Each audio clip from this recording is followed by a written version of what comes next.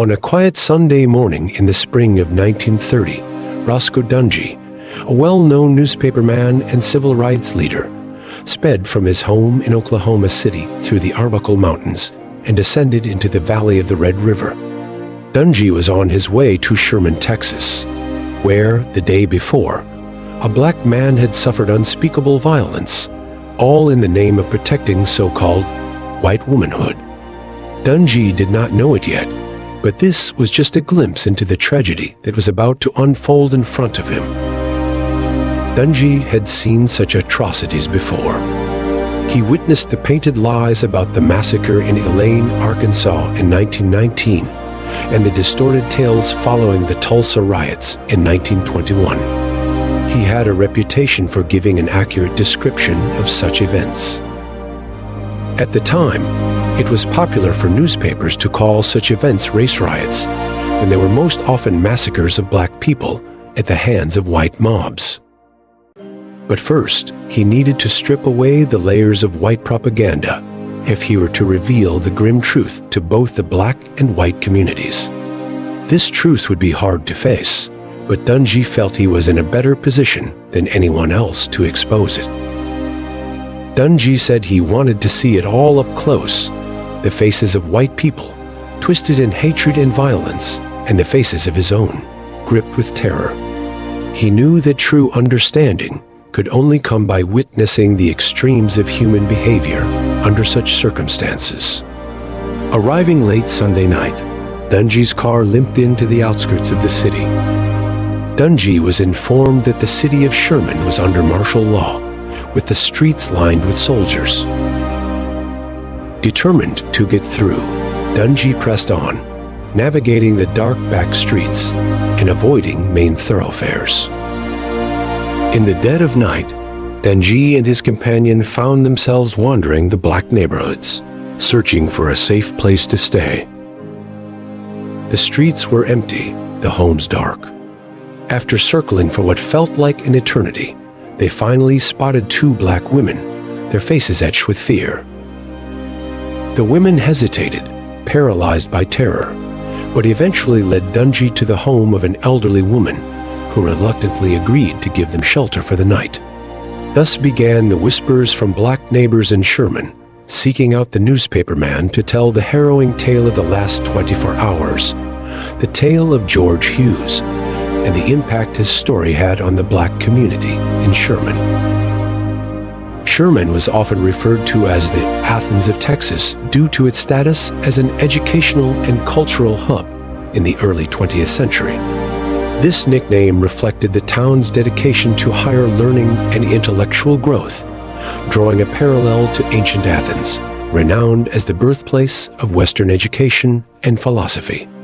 Sherman was home to institutions like Austin College, which bolstered its reputation. In addition to its educational institutions, Sherman hosted several literary societies, lecture halls, and libraries.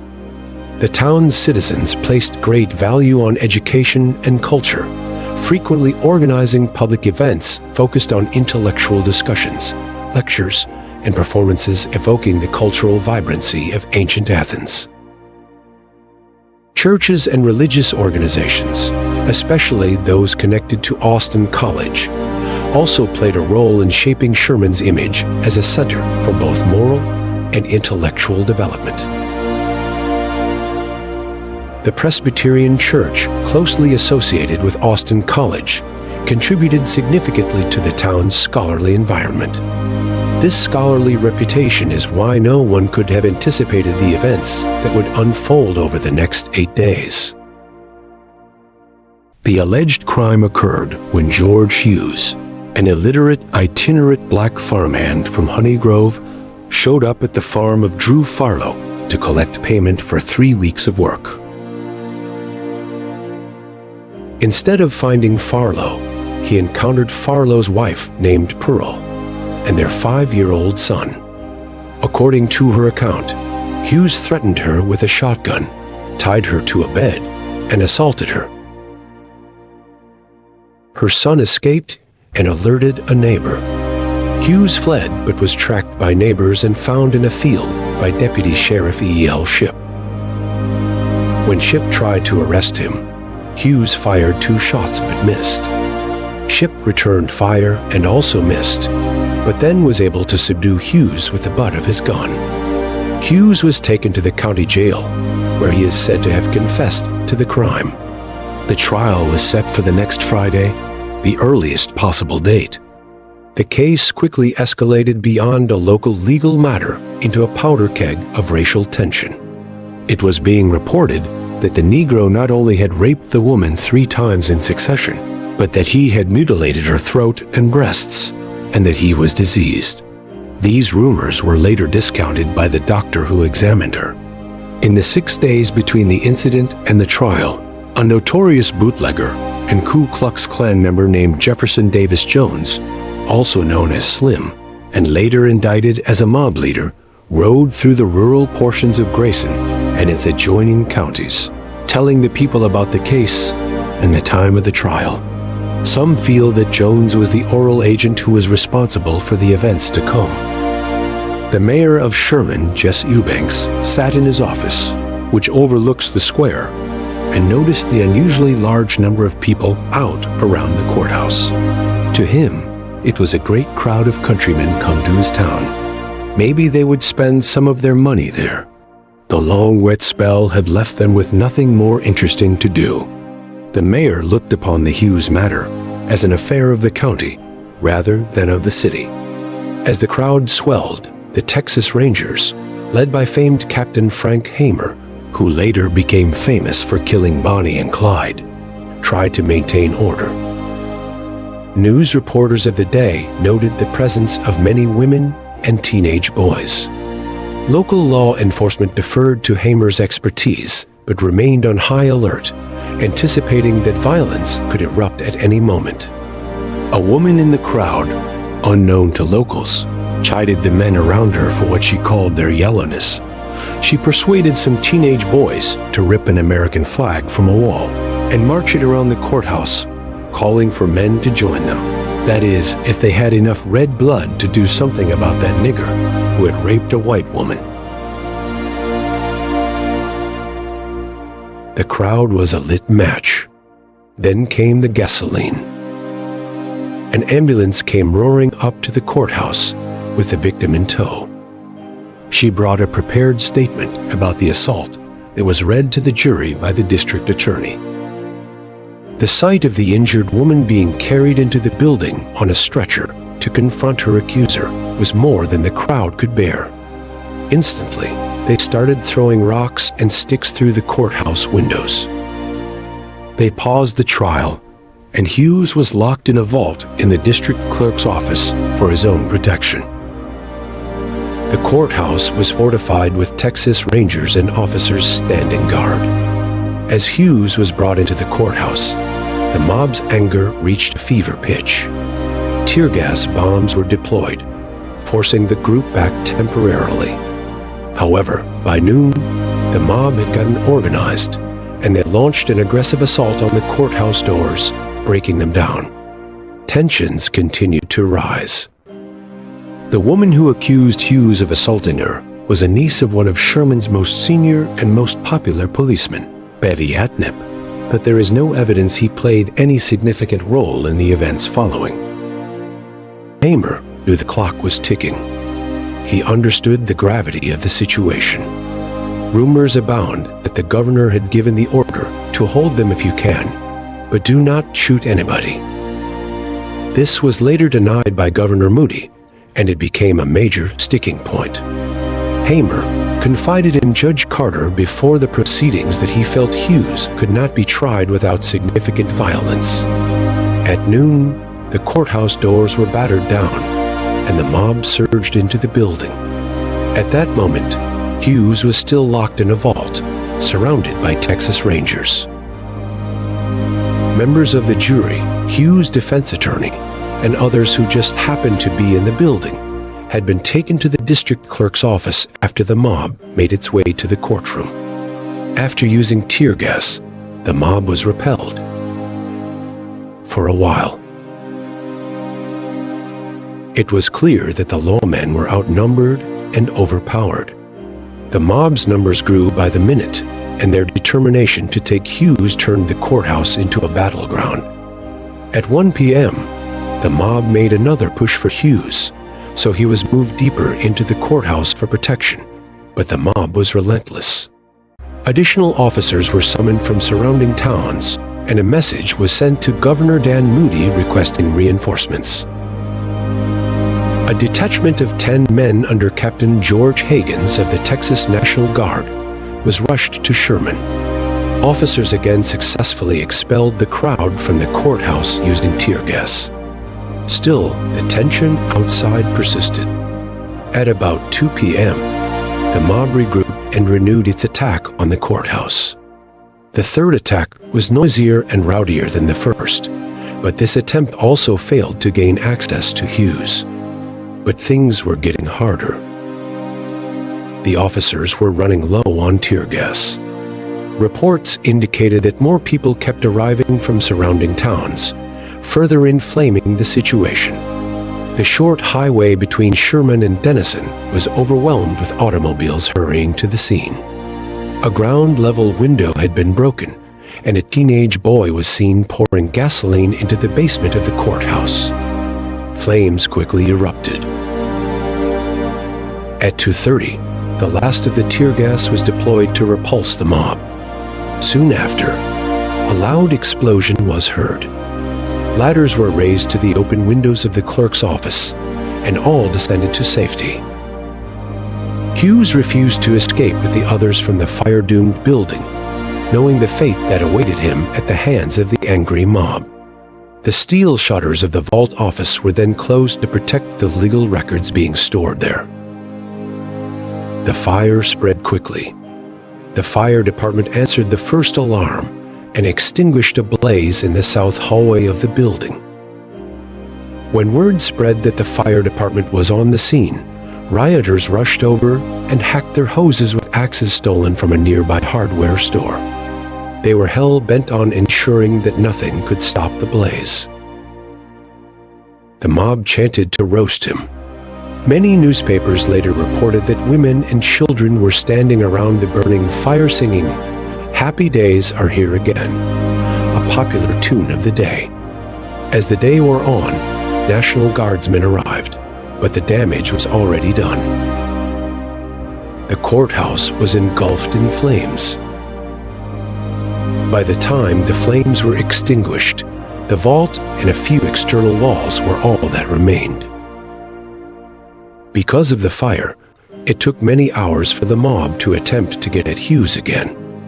Rumors spread through the crowd that he was not even in there, and that the National Guard had somehow gotten him out, and that he was in hiding. This rumor created a very serious and ultimately deadly animosity between the white mob and the National Guard. At 10:45 p.m., Governor Moody signed a proclamation declaring a state of martial law in Sherman. He said Colonel L. McGee would remain in command and that troops would remain in Sherman as long as they are needed. He said the proclamation was issued based on representations made to him by substantial citizens of Sherman who believed martial law was needed. This made very little difference to the mob, who are now engaging in vandalism, looting, and assaulting members of the National Guard. The mayor proclaimed that reputable citizens and police officers tried to quiet things down, but most of the members of the mob were from nearby towns and not from Sherman. It is regrettable that some of the leaders of the mob and others of its members were from Sherman, but the majority of them were from other points in this and neighboring counties. He was desperately trying to divert the blame away from the citizens of Sherman. After the 3 unsuccessful attempts to reach Hughes, the rioters returned to the smoldering vault at midnight, this time with dynamite. They set off several charges, and a deep-throated roar erupted from the crowd as they finally broke into the vault. Hughes was inside, but was already dead. He had tried to shield himself from the intense heat with a bucket of water. It wasn't enough. He ultimately died of smoke inhalation before the mob could get to him, a fact later confirmed by the coroner. This did not satisfy the mob. In fact, it enraged them even more. They retrieved Hughes' body, tied a rope around it, and dragged it from the smoldering ruins, further desecrating him in an orgy of violence. He was dragged to the black neighborhood. They stopped at the black-owned Smith Hotel and found a cottonwood tree in front to string up Hughes. Members of the mob broke into the black drugstore and other shops for chairs and furniture, and other wood items with which to make a fire.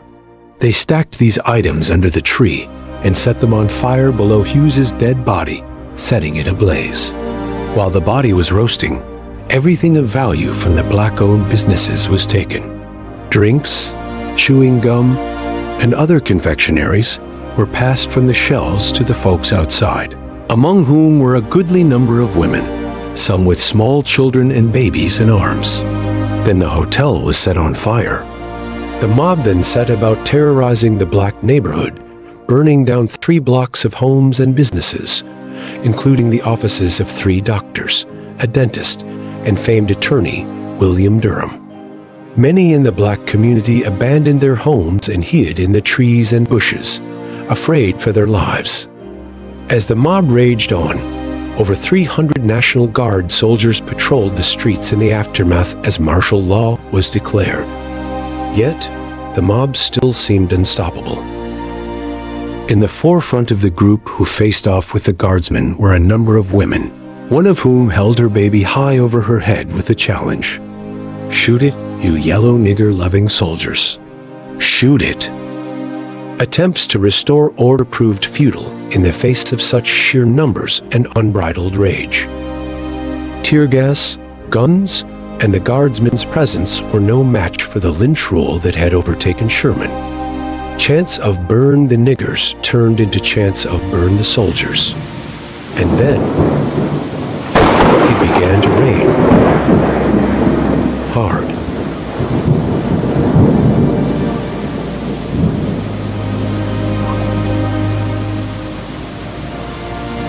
The next morning, Dungey and his companion were up at first light. There were still plenty of soldiers about, but now, in the daylight, they gave them a sense of safety. They went down into the city to view the remains of the courthouse and observe firsthand those who had exacted such unseemly vengeance upon innocent fellow citizens. The Oklahoma City license plate on the front of the car caught everyone's attention. When the manager was distracted, Dungey inquired about the burned courthouse's location from a black attendant, who said it was in the next block. They wandered into what felt like no man's land. Just a few random walls, the vault with the door blown off, and lots of smoldering ash remained. Dungey made a stark observation. He could see it in the people's demeanor. Their heads were lowered, and their eyes were cast down. As white people passed on the street, their gaze dropped, as if conscious of wrongdoing. Some would glance out of the corners of their eyes, but if looked at directly, they quickly looked away. Dungey observed that the white people in Sherman felt ashamed of what had happened, even those who were not involved. They knew a great wrong had been done. Not everybody was friendly to Dungey's inquiries. When he approached a photographer about pictures from the incident, the man responded, "No, I haven't got any pictures. I think too much of Sherman to take a picture like that. I don't want the world to see Sherman like that." He pulled out a handkerchief, but didn't wipe his eyes. After a moment, he launched into another round of angry oaths against the mob. Another photographer they found around the corner was more helpful. "Yes, I have plenty of them," said the man in this shop when they explained what they needed. He reached up to a shelf and brought down a stack of pictures from which they selected 5 for Dungey's newspaper, the Black Dispatch. Leaving downtown, they returned to the black neighborhood, where dozens of residents were waiting at the old black woman's home to tell the newspaperman more stories of the last 48 hours. Dungey listened to more harrowing stories of black people hiding in ditches, creeks, and other isolated places. Stories of being run out of their homes with nothing but the clothes on their backs, only to watch their houses set on fire and their neighborhood destroyed. As one of their own, They trusted Dungey. There were 3 newspapers in Sherman at the time, but the black people didn't trust that they would tell the story correctly. Roscoe's cousin, the Reverend J. Riley Dungey, wrote a poem that encapsulated everything that had happened in Sherman and published it on the front page of his newspaper, calling it Happy Days in Hell. Happy Days in Hell, Sherman Hell May the 3rd. To whom the same concerns, I seat myself to write a word, while the festal fire burns. You understand, our festivals are all the time returning. Therefore we are obliged to keep the fires always burning. For though the oyster has its season, the rabbit and the deer, you know the Negro burning season is open all the year. We held in Sherman recently a gorgeous demonstration. A Negro cooked more decently exceeds imagination. The governor deputized the rangers to let the people know. The sheriff entertained the strangers and supervised the show. We put the Negro in the stove and cooked him good and brown. We gave the oven so much heat, it burnt the kitchen down. 10,000 voices rent the air as the sizzling roast appeared. 10,000 men in maidens fair hilariously cheered. 10,000 valiant voices joined the jubilant refrain. Happy days, oh happy days, are come to us again. We hitched the carcass to a car in genial jubilation, and through the Negro section far, we carried consternation. Here finally we burnt the roast, suspended from a tree. We burnt 500 Negro homes to give us light to see. The governor, seeing the success of Sherman's demonstration, dispatched another soldier band with his congratulation.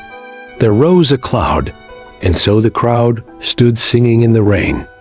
Happy days, oh, happy days are come to us again.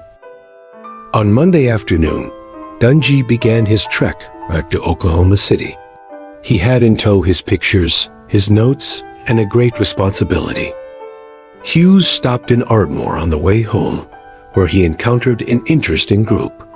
They were a church choir from Sherman, who had been practicing for Sunday services when the riot broke out. They hurriedly decided to leave when the mob was seen headed to the black part of Sherman. They first went to Gainesville, but decided that was not far enough away. They decided they needed to leave Texas altogether, so they made their way up to Ardmore. Dungey interviewed the pastor and a few other members about their experiences. Details of their departure were a bit fuzzy, but the pastor told the story of how the choir changed the lyrics of one of their church hymns, from When We All Get to Heaven to When We All Get Out of Sherman. Upon his return, Dungey reached out to the NAACP about the incident. At the time, the NAACP often contacted the British media to get stories of lynchings out. They felt the American media was just too reluctant to tell these horrific stories. Being aware of this tactic, Governor Moody tried to get ahead of the situation by sending a Texas Ranger to England to tell the press there a more cleaned-up version of the events in Sherman. Interestingly, Moody did not send any of the Texas Rangers who had actually been to Sherman during the riot.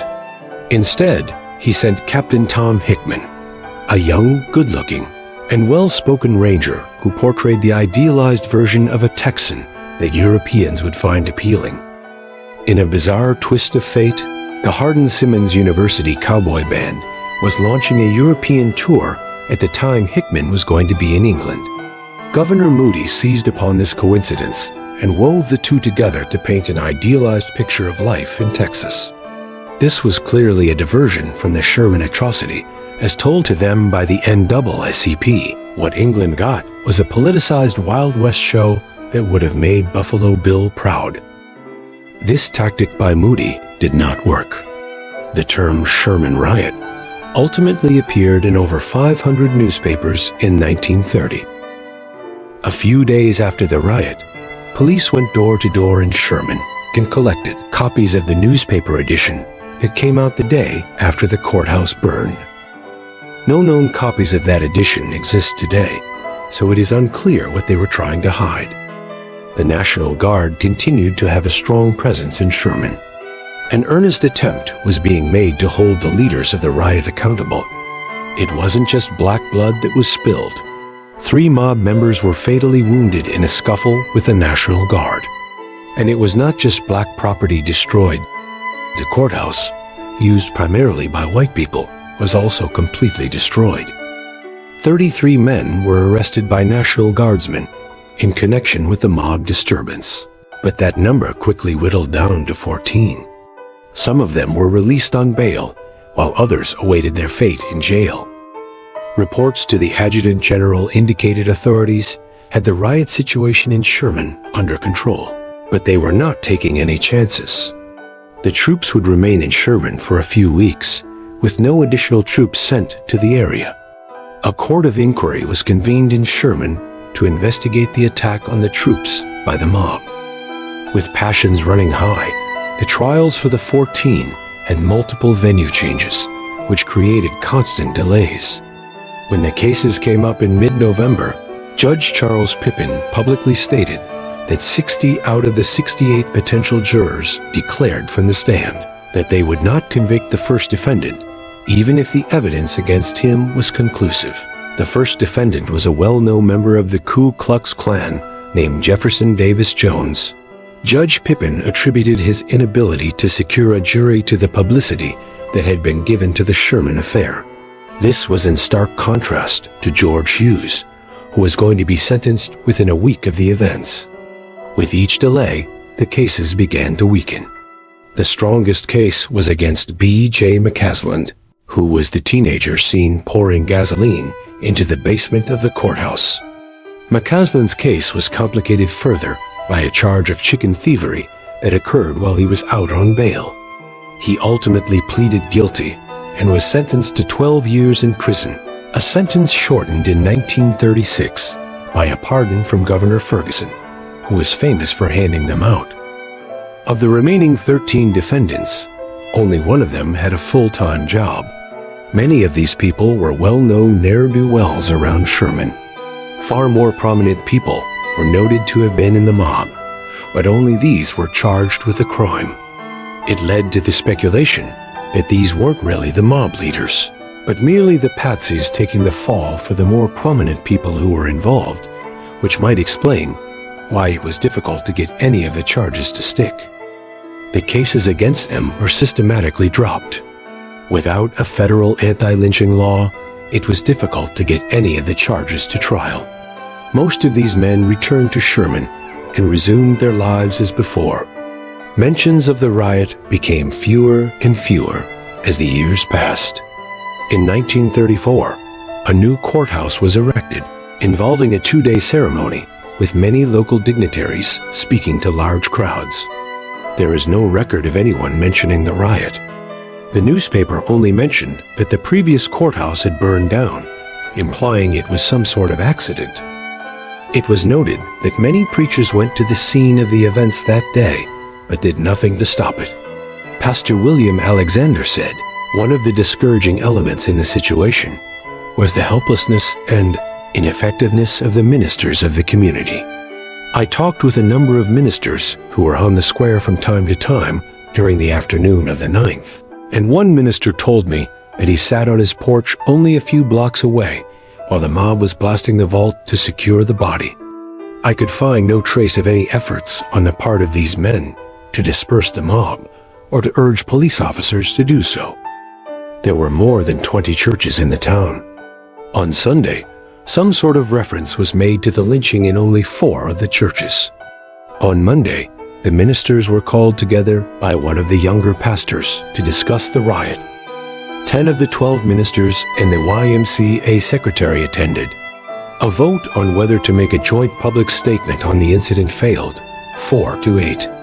A proposal to create a community fund to help rebuild the Negro community failed by a similar margin.